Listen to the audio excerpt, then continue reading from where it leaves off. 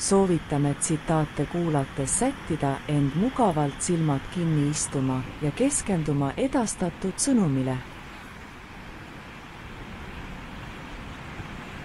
Tänane teema aruteluks pärineb Barack Obama tsitaadi varamust. Ta on öelnud: me ise oleme muutus, mida me otsime.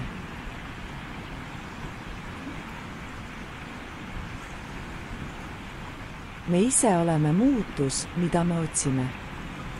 Need sügavad sõnad kätkevad endas mitmetahulist tähendust, mis kutsub meid mõtlema meie enda olemuse ja elu põhiolemuse üle. See tsitaat pakub viljakat pinnast eneseotsinguteks ning ühiskonna evolutsiooni mõistmiseks.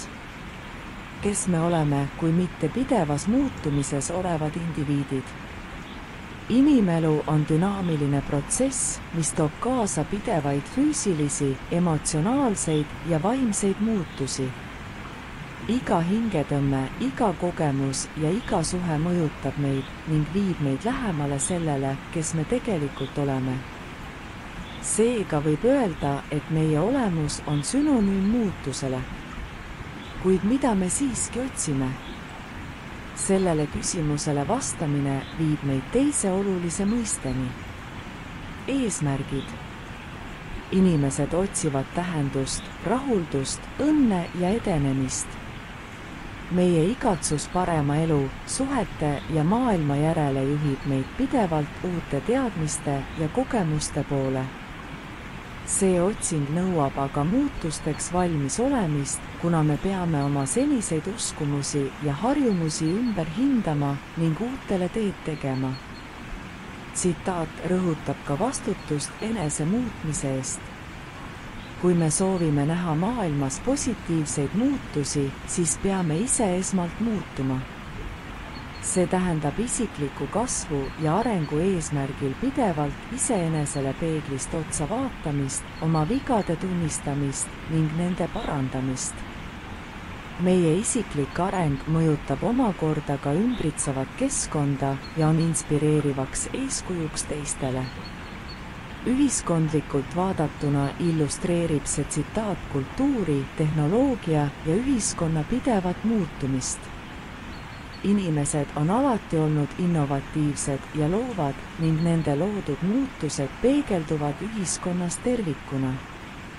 Muutused tehnoloogias, hariduses, poliitikas ja muudes valdkondades kujundavad ümber meie ühiskonna struktuuri ning määratlevad tuleviku suunda. Kokkuvõttes võib öelda, et tsitaat "me ise oleme muutus, mida me otsime" kutsub meid üles aktsepteerima ja omaks võtma muutuste paratamatust nii individuaalsel kui ka ühiskondlikul tasandil.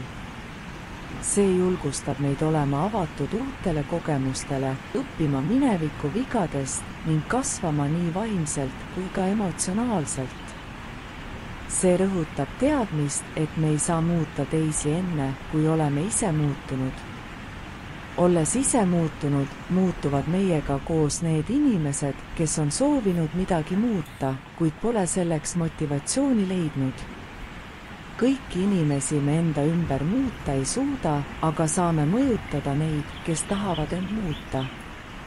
Selle mõtte sügavust tuleb esile just nende hetkede puhul, kui seisame silmitsi ebaselguse või raskustega ning peame langetama otsuseid, mis mõjutavad meie tulevikku.